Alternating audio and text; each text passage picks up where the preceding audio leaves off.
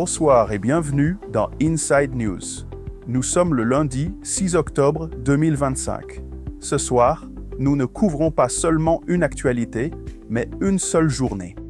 Nous vous emmenons au cœur de la République démocratique du Congo pour voir comment les décisions politiques, les changements économiques, les conflits armés et la vie quotidienne s'entrecroisent en seulement 24 heures. Nous commençons dans la capitale, Kinshasa, avec une action au plus haut niveau de l'État.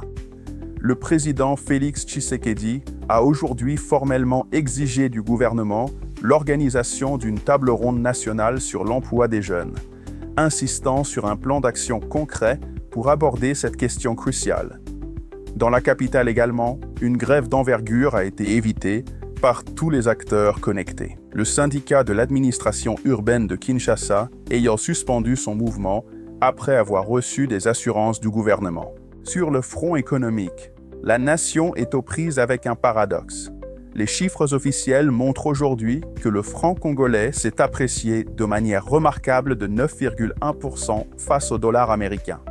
Le gouvernement y voit une amélioration du pouvoir d'achat, mais cet optimisme ne se traduit pas dans la rue, où les citoyens et les économistes constatent que les prix des produits de première nécessité ne baissent pas.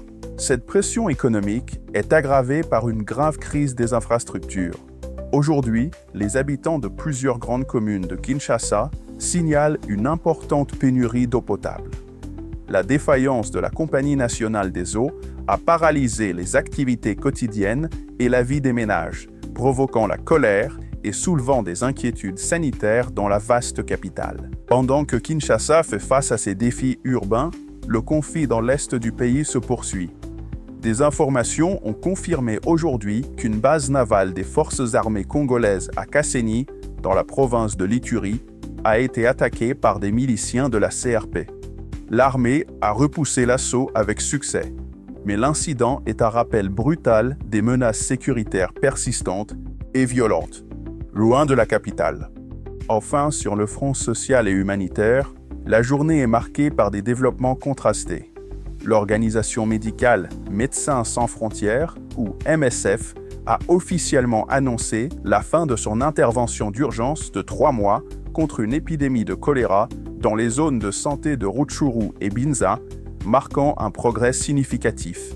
Par ailleurs, dans une démarche tournée vers l'avenir, l'UNESCO a annoncé aujourd'hui un nouveau partenariat avec le Parlement des jeunes de la RDC, lançant une initiative visant à promouvoir l'égalité des genres à travers le pays.